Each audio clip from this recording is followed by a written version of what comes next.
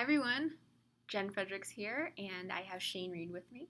He Hi. wrote today's Thrive Thursday article called The Spaces That People Leave. And it was a really cool article focused on your last year of coaching in the sports arena. Like Yeah. the past year, not your last year. The past year of you coaching in the sports arena. Yeah. It's a reoccurring thing for sure. At the end of every season, I go through this, time that's like, oh gosh, look at all these cool people we're losing. How the hell are we gonna do anything about that? Like, yeah. Well, so then what do you do about that? Well, eventually time passes and the days go on, and then eventually the next season starts, Okay. and then you know what you're dealing with, and it kind of goes by the wayside. But yeah, you don't.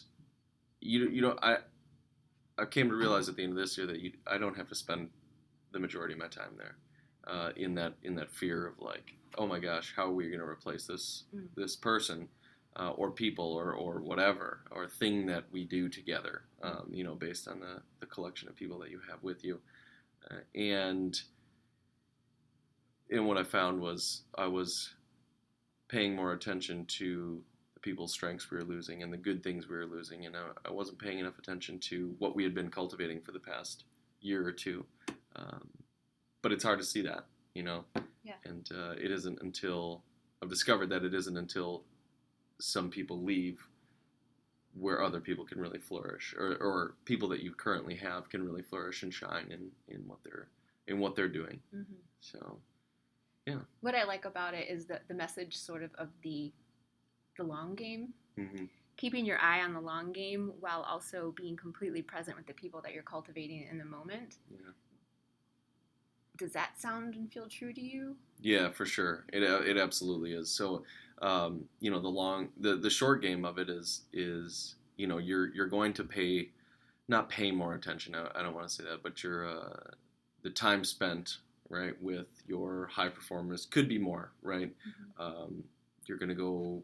You're gonna develop more strategy with your high performers. You're gonna go into how.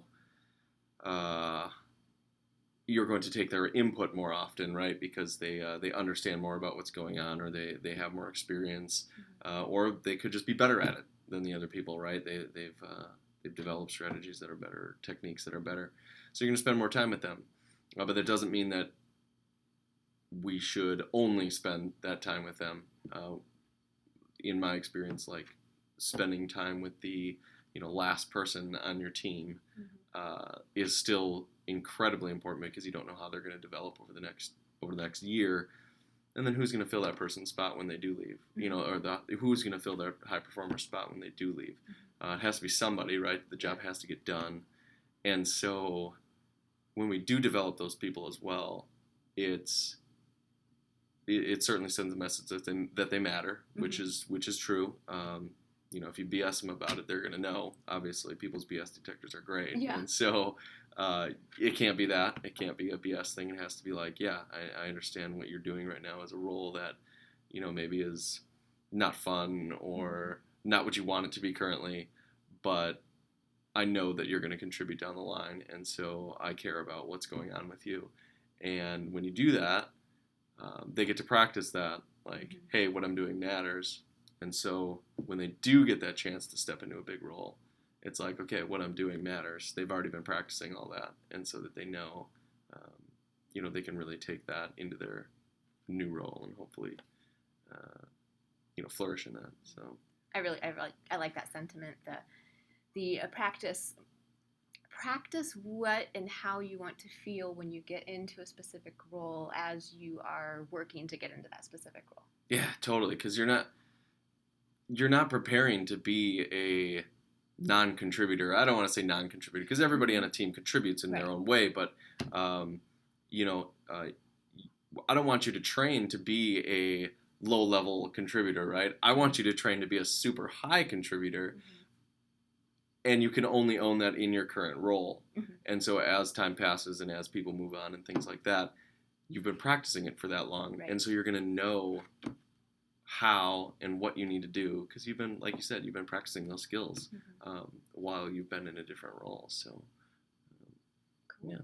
Cool. Well, I thank you for the article this week. Yeah. It's really cool. And while it was written from a sports focus, I think it really can go across all aspects of life too. So, businesses, right?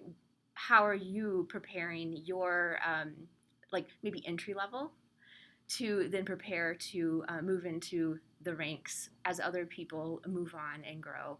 And same, with families, even, Yeah. with the children and getting ready to go to college and all of that good stuff.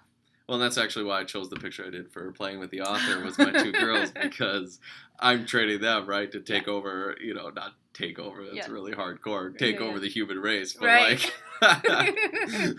I'm training them, right, to be leaders when they're old enough to do that, whether that be in families or businesses or the human race. Yeah.